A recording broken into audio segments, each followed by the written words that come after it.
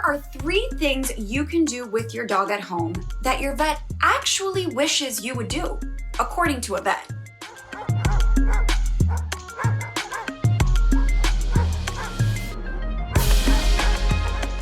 Welcome back to Alpha Paw, your destination for everything dog.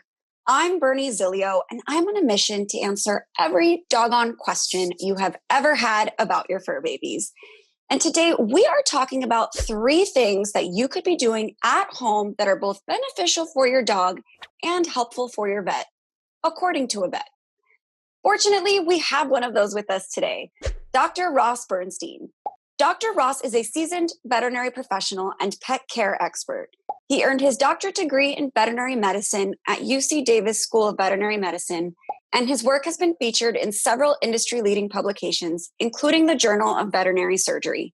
He is our go-to vet for everything we want and need to know about our fur babies. So welcome back to Alpha Pod, Dr. Ross. Hey, Bernie. Thanks for having me. Thank you for being here. Now, we typically always talk about how vets can help pets and pet parents, but today we're doing things a little bit differently. We are talking about how we as pet parents can take care of our dogs in a way that's beneficial for you as a vet.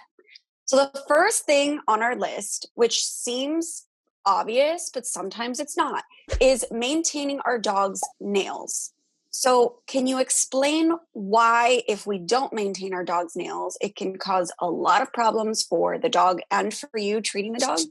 Yeah, if I'd say hygiene is super important. Being nail trimmings is a big one. You don't want their nails being overgrown. It actually might be more of a problem in farm animals if their hooves overgrow and they trap moisture under there. I know that's off topic, but just wanted to throw that in there. No, it's a really common thing that vets actually do for hoof stock, like sheep, for example, is trimming their hooves because they can overgrow, create a little microenvironment under the hoof, make it warm, moist, trap bacteria, and they can get all nasty infection and abscesses. Kind of along the same lines, you don't want your dog's nails to be overgrown. Probably one of the bigger things that can happen, or the worst things that can happen, is if the nail overgrows and then actually grows so long that it penetrates into the pad, and that's painful. It can create a nasty infection like an abscess. And You're your dog saying might like be, it grows back in, right? Yeah. Ugh. Yeah. And that could happen with any of the 4 claws on their digits. It could also happen on the dew claw, like their thumb, that can grow into the pad that way.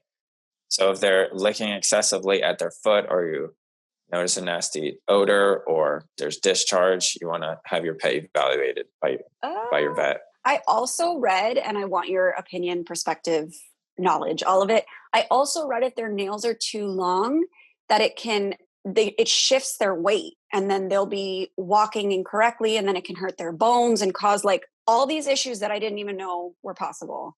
I haven't heard that before. I would say as I worked in an orthopedic hospital for a year, I don't think we ever saw a patient come in as its primary problem that its nails were overgrown, because simply that you could trim their nails and then they would go back. But let's say they did have an orthopedic problem like a torn ACL, hip dysplasia, elbow dysplasia, a broken bone. They're unsteady as it is. They're shifting their weight. And if their nails are overgrown, they're going to be sticking out, and those are going to be the points of contact with the ground, which does not give them good traction or a good way that they can manipulate their weight. So if their nails are shorter, they can put their weight on their paws, on their pads, and really they have better stability for walking. So I don't really think that overgrown nails maybe they could, but usually that's a pretty easy fix, and it wouldn't lead to a long-term orthopedic problem. Okay, that makes sense. Now, I'm personally scared of cutting my dog's nails, but is that something that we can do at home? And if so, what is the safest way? And so basically it's very similar to our nails when you cut them. There's that white part that has no nerve and no blood supply. And then there's the quick, where there is nerve and blood supply. And sometimes it's difficult because some dogs, their nails are pigmented or black. You can't really see where it is. So that's challenging. And probably for those, if you're not an experienced dog nail cutter, maybe ask your vet or groomer or someone else who knows what they're doing to do it. But basically, you don't want to cut that quick. You don't want to cut the pink fleshy part. The white part is okay. They're not going to feel that. You're not going to cause bleeding. But if you do cut it too short, you can hit the quick, and it's not super painful. Like they'll be okay, but you don't want to make them start bleeding. See, this is scary for me. I would need like a veterinarian to sit here and like show me how to do it because I'm petrified. So as of now, I guess I will leave it to the vet and the groomer.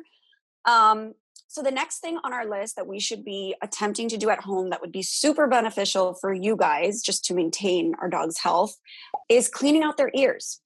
Again, that seems super obvious, but a lot of pet parents don't do it. Can you explain why it's so important to clean their ears?